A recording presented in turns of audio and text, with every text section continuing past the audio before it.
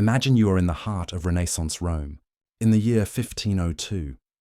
The air in the Vatican halls is thick with the scent of roasted peacock, spiced wine, and something else, the metallic taste of power.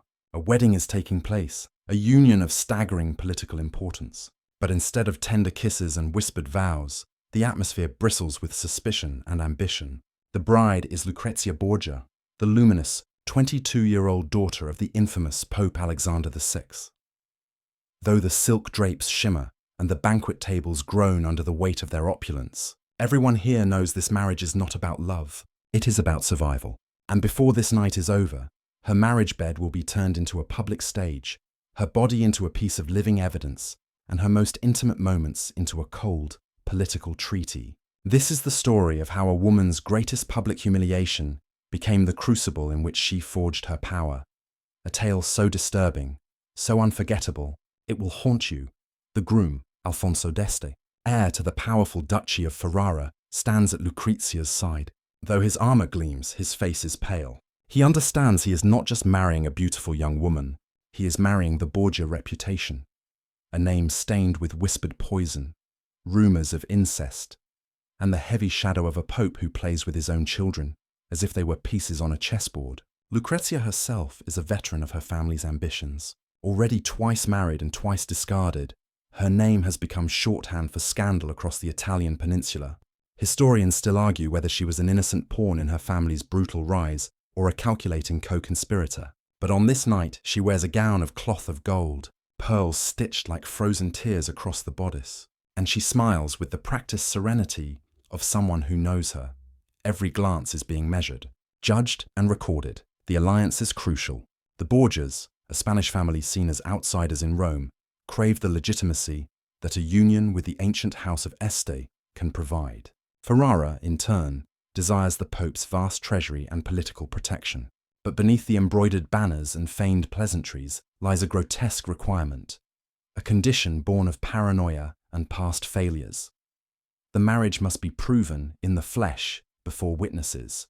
This was not a mere medieval custom of displaying bedsheets. This was something far stranger, far more invasive. Select witnesses would attend the consummation itself. This, the Este family claimed, was the only way to seal the pact and ensure the alliance was unbreakable. The Borgias had every reason to demand such a spectacle. Lucrezia's first marriage to Giovanni Sforza had collapsed when her own family, seeking a more advantageous match, accused him of impotence, a public humiliation so profound that Giovanni was forced to sign a confession under threat of death. Her second marriage to Alfonso of Aragon, a man she reportedly loved, ended in blood. He was stabbed to death on the Vatican steps, and all of Rome gossiped that her father and her ruthless brother Cesare had arranged the assassination. Now, with Alfonso d'Este, there could be no doubt, no whispers of barrenness or fraud that could be used to annul the marriage later. The alliance had to be guaranteed with a form of proof that was absolute and undeniable.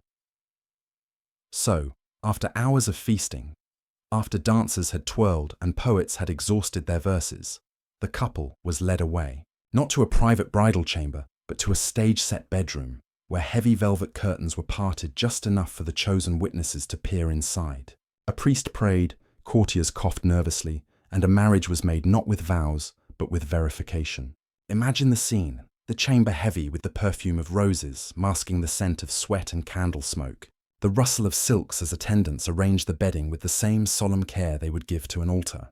Alfonso d'Este, nervous, perhaps embarrassed, fulfilling his role like an actor who knows the audience is waiting. And Lucrezia, poised and serene, her golden hair coiled into braids like a crown, her smile fixed, as though daring them to underestimate her. What happened that night is remembered not as intimacy, but as a cold, clinical ceremony. Not once, but 3 times the act was repeated under the watchful eyes of the witnesses. The whispers rippled across Italy like wildfire.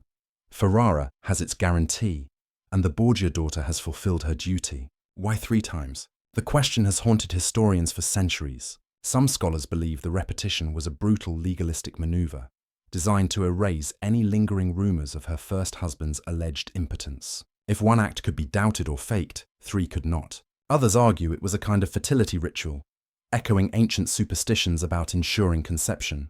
Still others see it as a sheer, arrogant political flex by the Este family, a way to demonstrate their dominance over the powerful but distrusted Borgias. Whatever the reason, the protocol branded itself into history.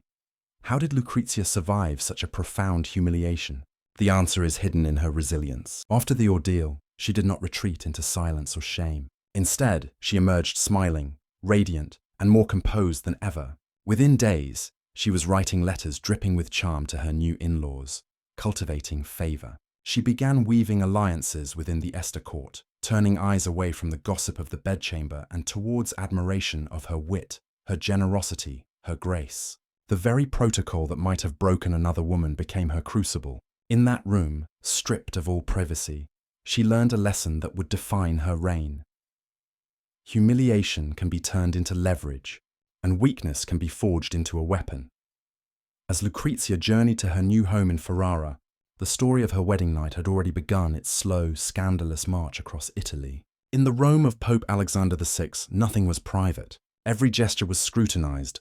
Every bedroom moment was fodder for negotiation. But Ferrara was a different world. It was not a city of brazen debauchery, but a more refined stage where Renaissance humanism flourished. Scholars debated Aristotle, and painters brushed color into frescoes that still dazzle art historians today. Yet beneath that cultured surface, politics pulsed with the same venom. Lucrezia understood she was walking into a lion's den. She was not simply Alfonso d'Este's wife. She was the Borgia reputation incarnate, the rumors of poison vials hidden in her rings, the unsolved mysteries of her brother Cesare's shadowy assassinations, the bizarre history of her annulled first marriage and murdered second husband. She carried all of it like invisible luggage into her new home. What is fascinating is how she handled the scrutiny.